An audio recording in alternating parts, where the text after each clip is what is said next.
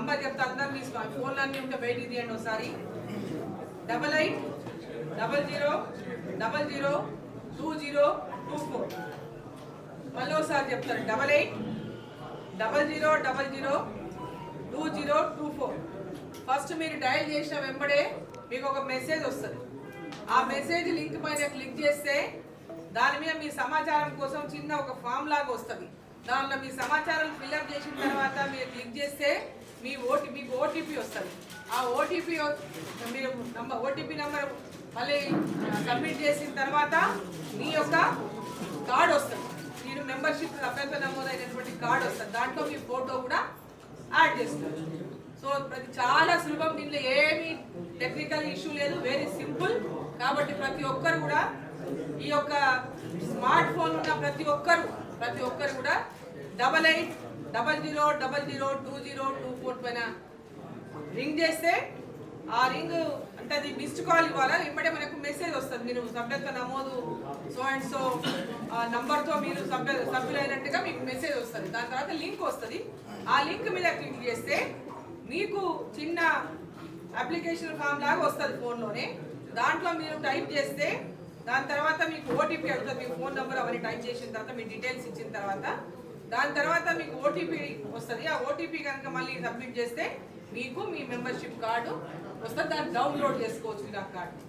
So తప్పకుండా ప్రతి ఒక్కరు ఈ మెంబర్షిప్ని పొందాలని సభ్యత్వ నమోదు కార్యక్రమంలో ప్రతి ఒక్కరు కూడా పాల్గొని జిల్లా వ్యాప్తంగా ఉన్న ప్రతి ఒక్కరు కూడా తర్వాత ఈ విధంగా వస్తుంది ఫోటో మనం అప్లోడ్ చేసిన తర్వాత. సో నేను కూడా చేసుకున్న అప్లోడ్ కాబట్టి ఇప్పుడు నేను చూపించలేను, ఆల్రెడీ అప్లోడ్ అయిపోయింది.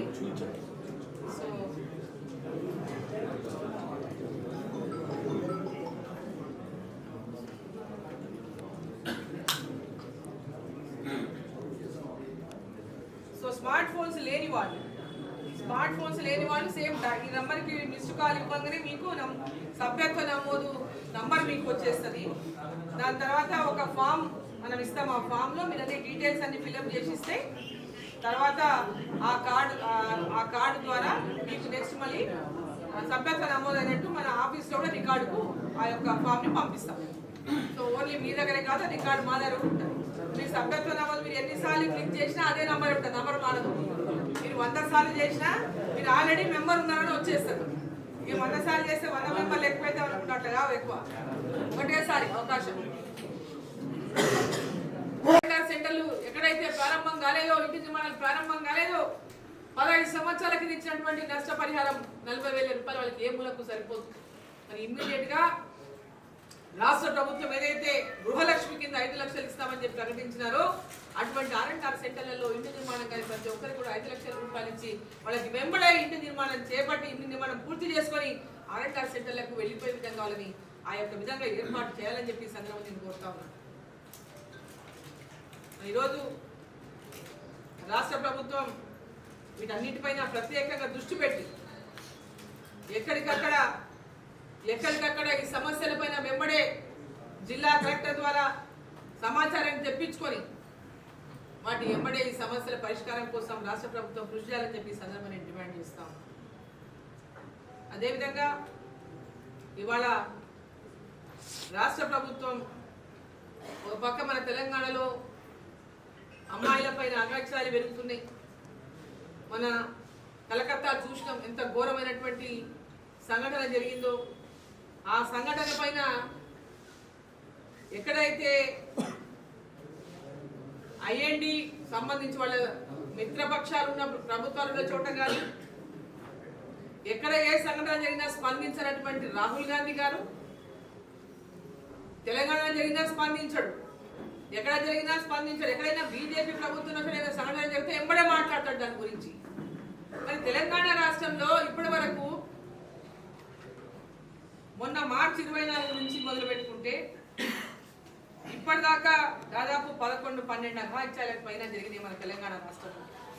ముఖ్యంగా మొన్న మహిళల పైన జరిగినటువంటి అమ్మాయిల పైన జరిగిన అఘాయిత్యాలు చూసుకుంటే 13 జూను 6 ఏళ్ల అమ్మాయి పైన, 22 జూను ఒక గిరిజన మహిళ పైన, 21 జూలైకి 2 మహిళా కూలీల పైన,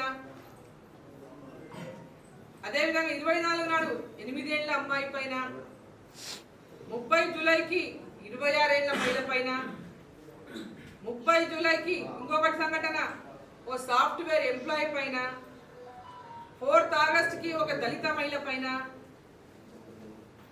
22nd ఆగస్టుకి 2 మహిళా జర్నలిస్టుల పైన, ఇట్లా చెప్పుకుంటూ పోతే అనేక రకాలుగా ఇలా మహిళల పైన అగత్యాలు అత్యాచారాలు జరుగుతుంటే ఈ రాష్ట్ర ముఖ్యమంత్రి మాట్లాడతలేరు. వాటిని ఎలా అరికట్టాలో చూస్తలేరు. మొన్నటి జరిగినటువంటి సంఘటన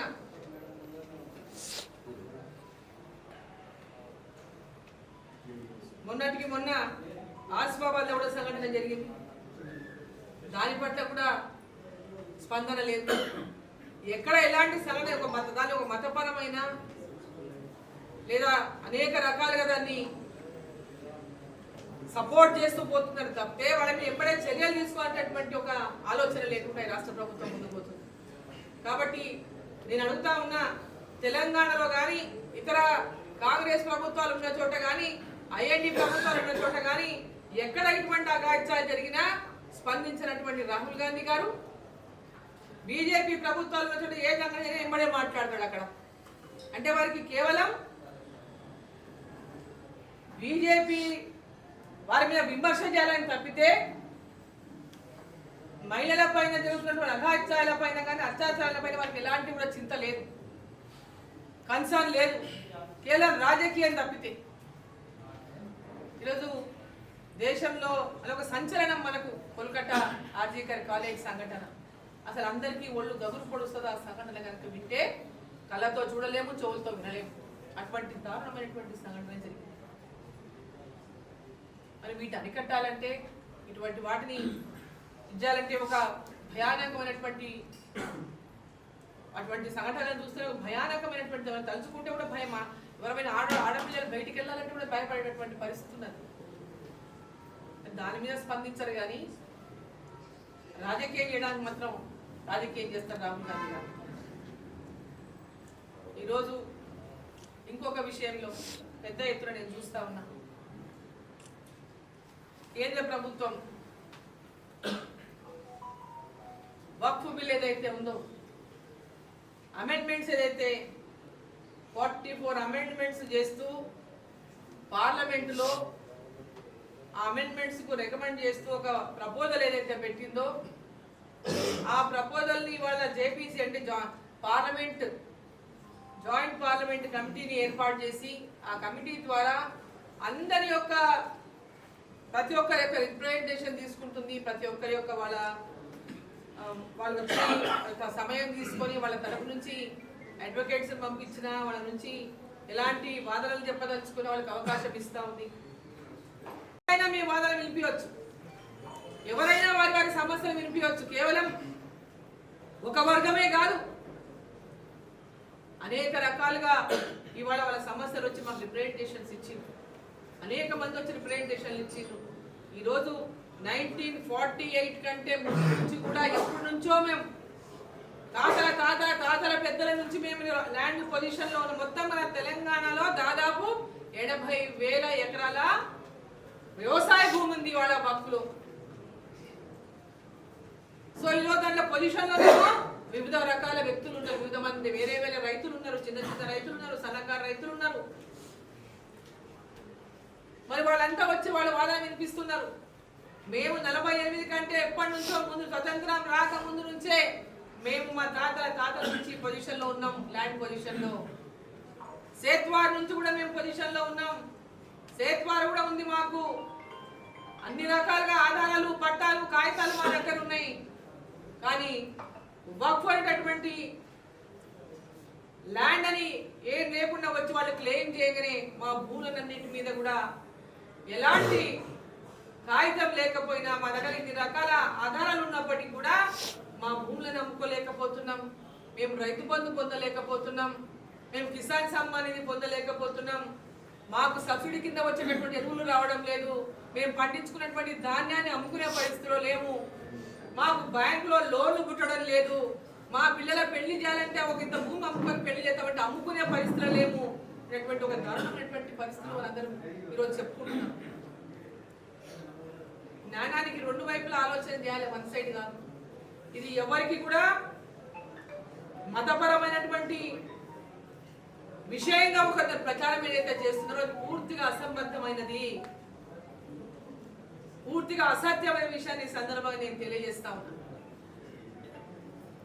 ఈరోజు ముస్లిం సోదరులకు అందరికీ నేను చెప్తా ఉన్నా, వక్ఫ్ ద్వారా ఎంతమంది ముస్లింస్, ఎంతమంది పేద ముస్లింలు బాగుపడ్డారు, ఎంతమంది పేద ముస్లింలు ఇలా భూములను ఇలా వ్యవసాయం చేసుకుంటున్నారు. వక్ఫ్ ఇచ్చిన ల్యాండ్ ఏ పేద ముస్లింలైనా వ్యవసాయం చేస్తున్నారా? వక్ఫ్ నుంచి వచ్చేటువంటి ఆధారంగా వచ్చే రెవెన్యూని ఏ పేదలకన్నా పంచుతున్నారా? దీని ద్వారా లబ్ధి పొందుతున్న వాళ్ళు ఎవరో ఒకసారి తెలియజేయాల్సినటువంటి అవసరం ఉన్నది, తెలుసుకోవాల్సినటువంటి అవసరం ఉన్నది. ఏ మంచి పని చేయబోయినా, ఏ మంచి పని చేయాలనుకున్నా దాని మీద మతం రంగు ఉలవడము, దానికి వ్యతిరేకంగా ప్రచారం చేయడము, దానికి మొట్టమొదట్లోనే తూట్లు పొడిచి దాన్ని బెదిరింపులకు గురి చేసి ఇది ఒక మతపరమైనటువంటి రంగు పూసి దానికి ఏ విధంగా ముందుకు పోనీయకుండా అడ్డుకునేటటువంటి ప్రయత్నాలు ఏవైతే చేస్తున్నారో అవి సరైనవి కాదు. ముస్లిం సోదరులకు, సోదరిమణులకు, పేదవాళ్ళకు అందరికీ నేను ఈ మధ్య నేను మనవి చేస్తాం, ఈ యొక్క అమెండ్మెంట్స్ అనేది ఏదైతే ప్రపోజ్ చేసిందో ఎన్డీఏ ప్రభుత్వం అదంతా కూడా పేదల మేలు కోసమే, భర్తలు చనిపోయినటువంటి వితంతుల మహిళల కోసమే, ముస్లింలో ఎవరైతే ముస్లింలు పేద మహిళలు ఉన్నారో భర్తలు లేకుండా ఈరోజు అనాథలుగా ఉండి ఎవరు చూసుకునే దిక్కు లేనటువంటి వాళ్ళ పేదల కోసమే, అటువంటి నిరుపేదలకు, పేదవాళ్లకు, మహిళలకు లబ్ధి చేకూర్చాలని లక్ష్యంతోనే ఈ అమెండ్మెంట్స్ ని ప్రపోజ్ చేసింది ఎన్డీఏ ప్రభుత్వము. జేపీసీలో ఈ కమిటీ యొక్క అందరి యొక్క వాదన విన్న తర్వాత అందరి యొక్క వాదనల ప్రకారం ఆ రిపోర్ట్స్, మినిట్స్ అన్ని కూడా స్పీకర్ గారి ముందు పెట్టడం జరుగుతుంది. ఎవరొచ్చి వాళ్ళ యొక్క వాదన వినిపించదలుచుకున్నా, వాళ్ళ యొక్క కన్సర్న్ చెప్పదలుచుకున్నా, వాళ్ళ యొక్క సమస్య చెప్పదలుచుకున్నా చెప్పుకునేటువంటి అవకాశాన్ని ఇవాళ జేపీసీ కల్పిస్తూ ఉంది. అదేవిధంగా తెలంగాణలో కూడా ఈ మంత్ ఎండింగ్ లోపల విజిట్ చేయబోతోంది. డేట్ ఫిక్స్ రాగానే నేను తెలియజేస్తాను. ఇక్కడ కూడా ఎవరెవరైతే సమస్యలు ఎదుర్కొంటున్నారో, వక్ఫ్ ల్యాండ్లో ఏమైనా సమస్యలు ఉన్నా, వక్ఫ్లో ఎలాంటి ఇబ్బందులు ఉన్నా, ఏ రకమైనటువంటి సమస్యలు ఉన్నా వాటిని చెప్పుకునేటటువంటి అవకాశం ఉంది. కాబట్టి వక్ఫ్ అనేటటువంటి ల్యాండ్ వక్ఫ్ ల్యాండ్ కాకపోయినా వక్ఫ్గా దాన్ని డిక్లేర్ చేసిన చోట కూడా చాలా మంది ఎవరైతే విన్నపాలు ఇస్తున్నారో వాళ్ళు కూడా వాళ్ళ వాదన వినిపించేటటువంటి అవకాశం ఉంటుంది. సో కాబట్టి ఈ అవకాశాన్ని అందరూ ఉపయోగించుకోవాలని చెప్పి ఈ సందర్భంగా నేను కోరుతా ఉన్నాను. ఏంటంటే ఒక తప్పుడు సమాచారాన్ని ప్రజల్లోకి తీసుకెళ్తా ఉంది. వక్ఫ్ పేరు మీద కొన్ని ఐఎన్డి పార్టీలు కానీ, ఎంఐఎం పార్టీ కానీ, అంటే ఇదేదో భారతీయ జనతా పార్టీ ముస్లింలకు వ్యతిరేకంగా ఈ అమెండ్మెంట్స్ తీసుకొస్తుందని, ఈ అమెండ్మెంట్స్ ద్వారా ముస్లింలకు తీవ్ర నష్టం జరగబోతుందని, ముస్లింల భూములు గుంజుకుంటుందని, ఖబరస్థాన్లు గుంజుకుంటుందని, మసీదులు గుంజుకుంటుందని, ఇట్లా అనేకమైనటువంటి అపోహలు సృష్టించి రెచ్చగొట్టేటటువంటి ప్రయత్నం చేస్తున్నారు. దీంట్లో ఎలాంటి వాస్తవం లేనటువంటి విషయాన్ని ప్రతి ఒక్క ముస్లింలు గ్రహించాలని చెప్పి ఈ సందర్భంగా నేను కోరుతా ఉన్నా. వక్ఫ్ యాక్ట్ ఏదైతే 1954లో వచ్చిందో, ఆ తర్వాత అమెండ్మెంట్స్ జరిగినాయో, 95 అమెండ్మెంట్ వచ్చిందో, దాదాపు 2013 వచ్చిందో, ఇన్ని అమెండ్మెంట్స్ చేసినప్పటికీ కూడా ఏ ఉద్దేశంతోనైతే ఆ వక్ఫ్ ఏర్పాటు అయిందో, ఏ ఉద్దేశంతోనైతే వక్ఫ్ చేసినారో ఎంతోమంది పెద్దలు, ఆ యొక్క లక్ష్యం నెరవేరడం లేదు. ఆ లక్ష్యాన్ని ఏ ఉద్దేశంతోనైతే వక్ఫ్ ఏర్పాటైందో, చట్టం వచ్చిందో, ఆ చట్టాన్ని ఎక్కడ కూడా పేదవాళ్ళకు ఉపయోగపడడం లేదు, ఎక్కడ కూడా పేద మహిళలకు ఉపయోగపడడం లేదు, ఎక్కడ కూడా పేద వితంతువులకు ఉపయోగపడడం లేదు, ఏ దిక్కు లేని వాళ్ళకి ఎలాంటి సహకారం అందడం లేదు. మరి ఈరోజు ఆ చట్టం ద్వారా ఉన్నటువంటి లోపాలు కానీ, దాని ద్వారా ఇంకా పెద్ద ఎత్తున అందరికీ లబ్ధి చేకూర్చేటటువంటి విధంగా అమెండ్మెంట్స్ చేయాలనేటువంటి ఉద్దేశంతోనే ఈరోజు ఎన్డీఏ ప్రభుత్వం ఈ అమెండ్మెంట్స్ను పార్లమెంటులో మరి ప్రపోజ్ చేసింది. దానికి ఈరోజు జేపీసీ కమిటీ ఉన్నది. జాయింట్ పార్లమెంటరీ కమిటీని ఏర్పాటు చేసి 31 మంది సభ్యులు ఉన్నారు. దీంట్లో 21 మంది పార్లమెంటు సభ్యులు ఉన్నారు, 10 మంది రాజ్యసభ సభ్యులు ఉన్నారు. ఈ కమిటీలో ప్రతి వారం కూడా సమావేశాలు అవుతున్నాయి. దాంట్లో వచ్చి అందరు పెద్ద ఎత్తున ప్రతి రాష్ట్రం నుంచి వచ్చి వాళ్ళ రిప్రజెంటేషన్ ఇస్తున్నారు, వాళ్ళ వాదనలు వినిపిస్తున్నారు కమిటీలో. సో ఇక్కడ దుష్ప్రచారం ఏం జరుగుతుందంటే ముస్లింలల్లా ఈ కమిటీని అందరూ ఎట్టి పరిస్థితుల్లో ఒప్పుకోవద్దండి. 25 కోట్ల మంది ముస్లింల మనం ఉన్నాము, 25 కోట్ల మంది మనం దీన్ని వ్యతిరేకించాలి, మరి దీన్ని వ్యతిరేకించాలి, లేకపోతే మనం అన్ని గుంజుకుంటారనేటువంటి దుష్ప్రచారం కూడా చేస్తా ఉంది. నేను వీడియో కూడా చూసాను. అంటే ప్రజలను రెచ్చగొట్టడం, ఇది రెచ్చగొట్టేటటువంటి విధంగా భారతీయ జనతా పార్టీ పైన ఉసిగొల్పేటటువంటి విధంగా ఈ యొక్క ప్రచారం జరుగుతూ ఉంది. ఇది ఏ మాత్రం కూడా కరెక్ట్ కాదని చెప్పి ఈ సందర్భంగా నేను తెలియజేస్తా ఉన్నాను. ఈ యొక్క అమెండ్మెంట్స్ అనేది కేవలం పేద ముస్లింలకు, పేద ముస్లిం విద్యార్థులకు, పేద మహిళలకు, వారికి అందరికీ కూడా దీని లబ్ధి పొందాలనేటటువంటి లక్ష్యంతోనే ఈ అమెండ్మెంట్స్ కోసం ప్రపోజ్ చేసింది ఎన్డీఏ ప్రభుత్వం అని చెప్పి ఈ సందర్భంగా నేను తెలియజేస్తా ఉన్నాను.